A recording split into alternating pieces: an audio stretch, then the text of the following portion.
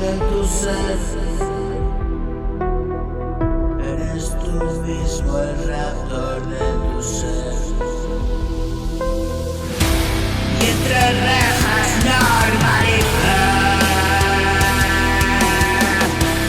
la prisión en la que vivo.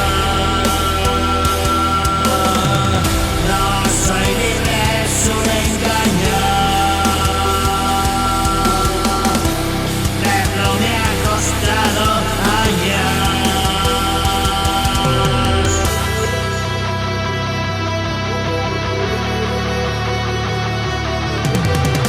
Nací cautivo y puedo comprender que era un esclavo y vine a esclarecer la verdad de mi vida y vencer